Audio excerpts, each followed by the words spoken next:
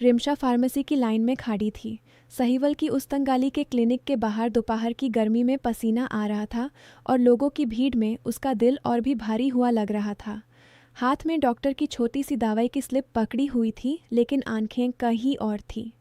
आज फिर अदनान देर से घर लौटने वाला था और यह बात उसे रोज़ की तरह तड़पा रही थी। क्या वजह है कि वो हमेशा इसी इलाके में रुक कर इतना लेट क्यों आता है? घर से बाहर कोई छुपी जिम्मेदारी उसके लिए घर से ज़्यादा अहमियत क्यों रखती है? अगर आपको ऐसी असली ज़िंदगी की कहानियाँ जो दिल के गहराइयों तक जाती हैं पसंद हैं, तो प्लीज़ हमारे चैनल को सब्सक्राइब कर दें। आपका यह छोटा सा प्यार और सपोर्ट हमें और बेहतर स्टोरीज़ लिखने की ताकत देता है। दिल से बहुत बहुत शुक्रिया। लाइन में आगे बढ़ते हुए रिमशा ने पीछे से दो औरतों की बातें सुन ली। एक ने कहा, देखो ना अदनान भाई रोज़ इसी गाली में दिखता है, कोई बात तो ज़रूर है। दूसरी ने हंसकर बोला, साहिवाल में ऐसा क्या नया है? लोकल पॉलिटिक्स वाले लोग ऐसे ही छुपाते हैं, घर वालों को पता भी नहीं चलता। रिमशा का चेहरा लाल हो गया। वो चुप रही, लेकिन अंदर से जैसे कुछ टूट रहा था। अदनान उसका शौहर था, 33 साल का, और वो खुद 29 की। उनकी शादी को 6 साल हो चुके थे। शुरू के दिनों में सब कुछ अलग था। अदनान उसे रोज़ सुबह प्यार से उठाता था और रात को दोनों बैठकर सहीवल की गलियों की बातें करते थे। अब वो सब सिर्फ यादें रह गई थीं। घर पहुंचकर रिमशा ने छोटे से बेटे आली को स्कूल से लिया और घर का काम शुरू कर दिया। शाम को अदनान आया तो रात के 9 बज चुके थे।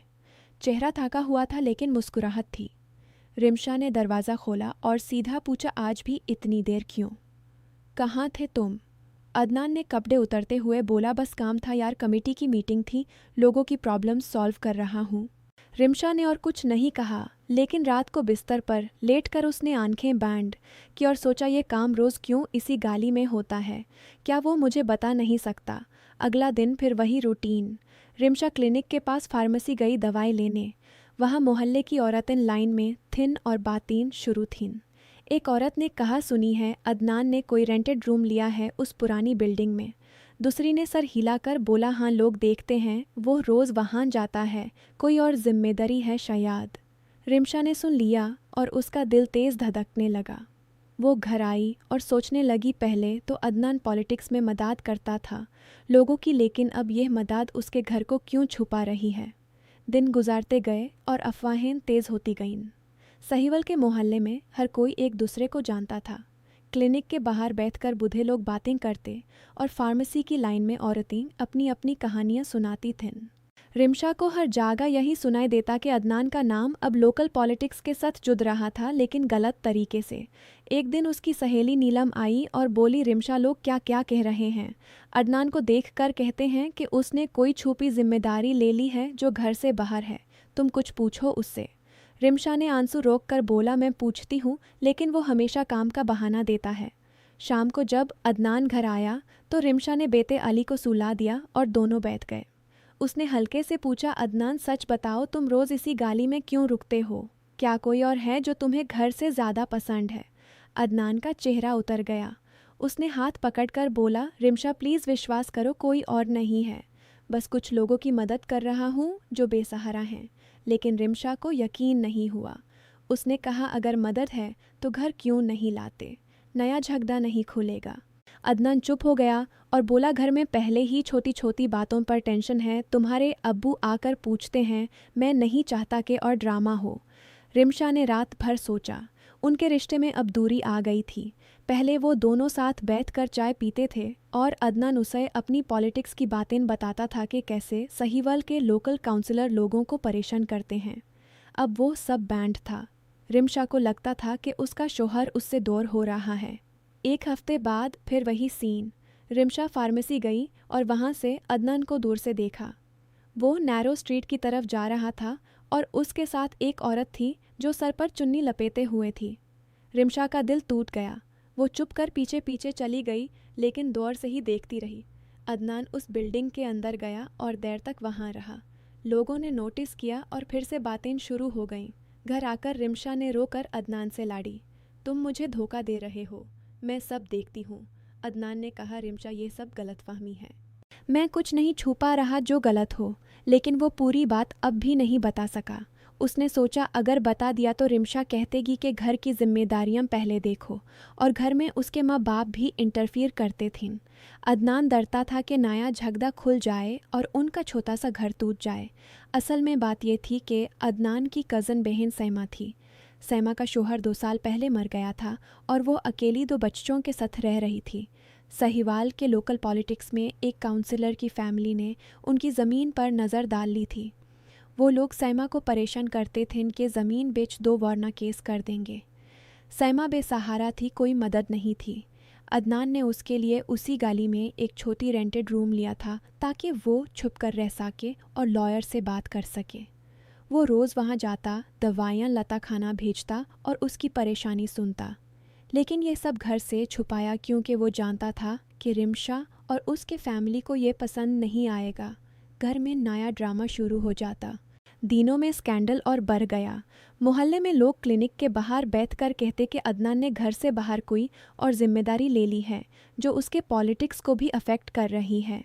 एक दिन लोकल काउंसिलर के आदमी ने अदनान को धमकी दी कि अगर ये छुपी बात नहीं रोकी तो इलेक्शन में असर पड़ेगा। अदनान का चेहरा और थक गया।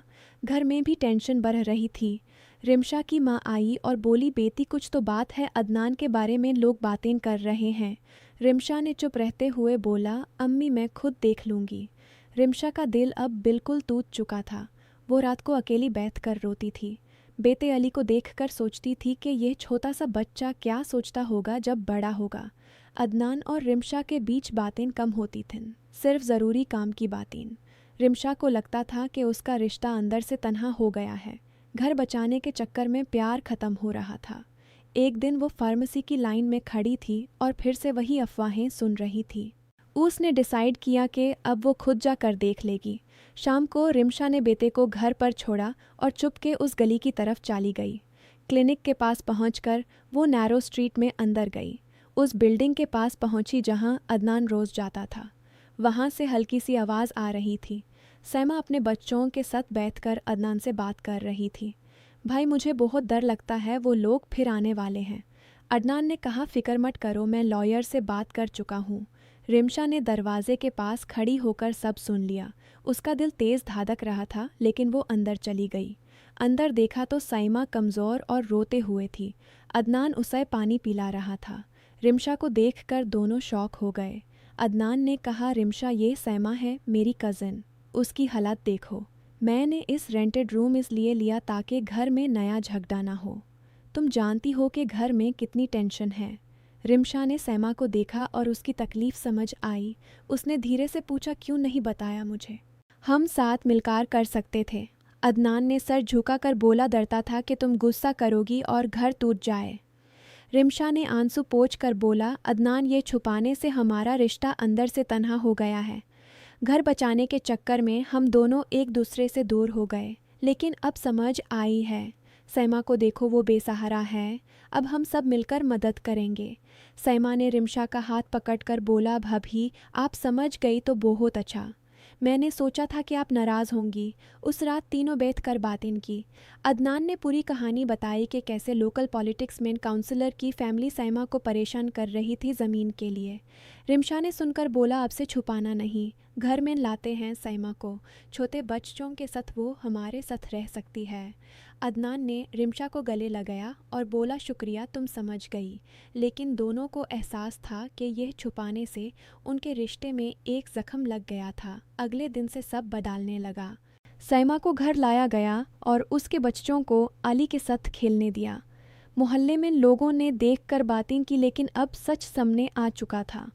लोकल पॉलिटिक्स की अफवाहें धीरे धीरे ख़त्म होने लगी।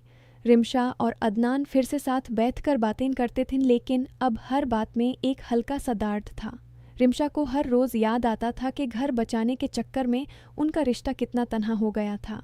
फिर भी वो दोनों एक दूसरे को गाले लगाते और कहते थे, अब से कोई छुपाना नहीं। सहीवल की गलियों में अब उनका रिश्ता फिर से नई उम्मीद के साथ चल रहा था। रिमशा फार्मेसी की लाइन में खड़ी होती तो अब मुस्कुराती थी। अदनान देर से नहीं आता था, लेकिन दोनों जानते थे कि ज़ख्म तो रह गया था। वो ज़ख्म उनको याद दिलाता था कि प्यार को छुपाने से नहीं बचाया जा सकता। घर अब पूरा था, लेकिन रिश्ते में वो पुराना प्यार फिर से उभर रहा था, धीरे धीरे। रिमशा एक दिन अदनान से बोली, हमने घर बचाया लेकिन रिश्ता अंदर से तन्हा हो गया था। अब हम इसे फिर से जी लेंगे। अदनान ने उसे गले लगाया और बोला, हाँ अब साथ मिलकर। उनके दिन फिर से नॉर्मल होने लगे। बेटे अली को देखकर दोनों खुश होते थे। सैमा अब घर की हिस्सा बन गई थी और उसकी परेशानियां धीरे धीरे ख़त्म हो रही थीं। लोकल पॉलिटिक्स में अदनान अब और मजबूत था क्योंकि लोगों ने उसकी मदद को समझ लिया था। लेकिन रिमशा और अदनान के बीच वो हल्का सा स्कार अब भी था। वो स्कार उनको याद दिलाता था कि छुपाना कभी सही नहीं होता। फिर भी उनका प्यार अब ज़्यादा गहरा हो गया था। सहीवल की नैरो स्ट्रीट क्लिनिक और फार्मेसी अब उनके लिए सिर्फ यादें थीं। अब उनका घर सच में घर बन गया था। रिमशा कभी कभी सोचती थी कि अगर वो पहले समझ जाती तो कितना अच्छा होता, लेकिन अब वो खुश थी। अदनान उसे रोज़ सुबह प्यार से देखता था जैसे पहले करता था। दोनों साथ चलते थे गाली में और बातें करते थे। उनके रिश्ते में अब एक नया बंधन था जो जख्म के बाद और मजबूत था।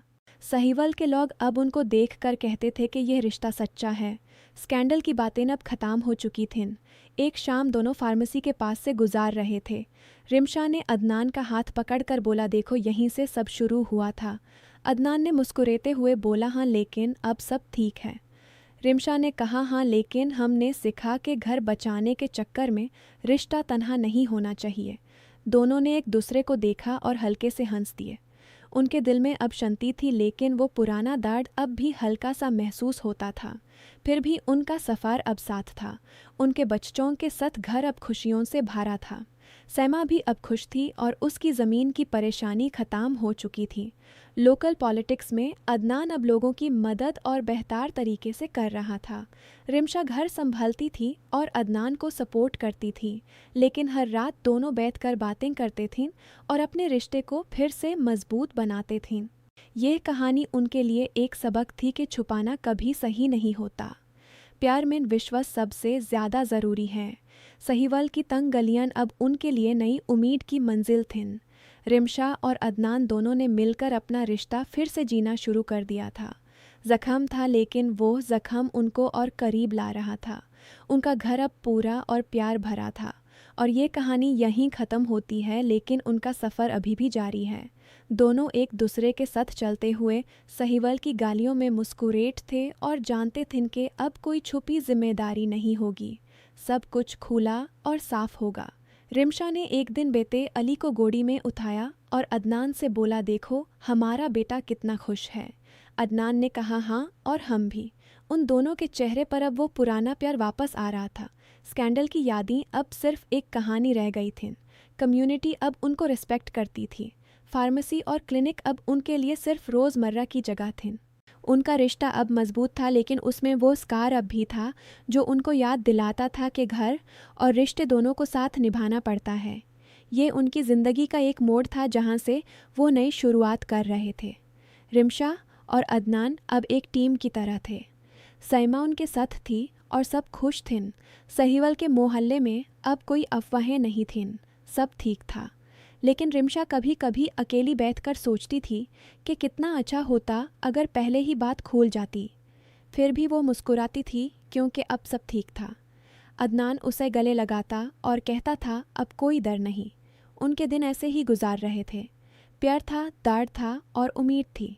रिश्ता अब अंदर से तन्हा नहीं था, बल्कि मजबूत हो गया था।